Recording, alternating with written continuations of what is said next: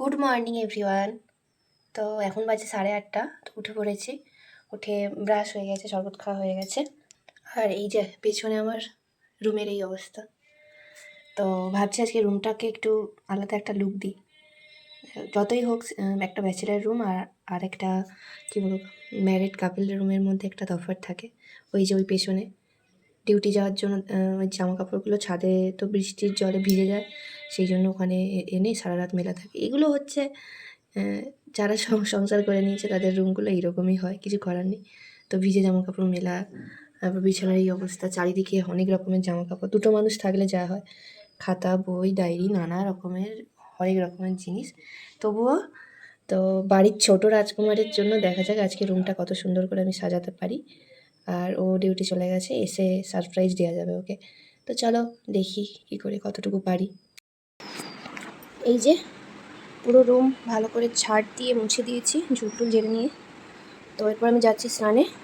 স্নান থেকে এসে নতুন বেডশিট আলমারি থেকে বের করতে হবে। বাজে হচ্ছে 10:30। তো মা বলে দুটো বিস্কুট খেয়ে স্নানে যাও, এসে তারপরে মুড়ি খাবো। স্নান করতে যাবো, বাইরে বৃষ্টি পড়ছে, মা ছাদে গিয়েছে। আসি, তারপর আবার রুমটা আরও কিছু কাজ রয়েছে। তো স্নান হয়ে গেছে, স্নান করে মুড়ি খাচ্ছিল, এত খিদে পেয়েছে। 11:30 বাজে। আর এই যে মেঝেটা এখনও হালকা ভিজে ভিজে রয়েছে, তো তার মধ্যে ফ্যানটা চলছে, শুকিয়ে যাবে। বেডশিটটা চেঞ্জ করি, এখনও অনেক কাজ রয়েছে। এই যে বের করেছি, চলো পাতা যাক। তো এই কালারটা দেখো, এর সাথে ম্যাচ করে নেওয়া হয়েছে। সেই রুমেও যেমন গ্রিন কালারটা ম্যাচ করে নেওয়া আছে ওয়ালের সাথে, সেম জিনিস এখানেও একই জিনিস। তো এই হলো ফাইনাল লুক। এই হলো রুম গোছানোর পরে। কেমন লাগছে জানিও তোমরা। সকাল থেকে অনেক কিছু করার পরেই এইরকম লুকটা এসেছে। তো আসুক, এসে দেখুক তার রুম কেমন পছন্দ হয় নাকি। তো এখানে যে বেড কভারটা রয়েছে, সেই ঘরে গ্রিন আর এই ঘরে ইয়েলো, ওয়াল কালার অনুযায়ী নেওয়া হয়েছিল। এই হলো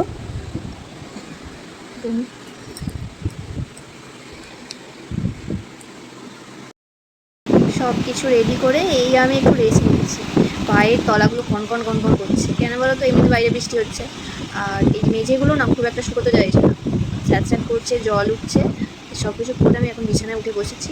মা দাদাভাই গেছে একটু দরকারে, আমি ঘরে একাই আছি। তো ও বাড়ি ফিরবে করে, ফিরলে ভাত খাওয়া হবে। কখন ফিরে এখন হয়তো দেরি হবে, ততক্ষণ আমি একটু বিছানায় আরাম করি।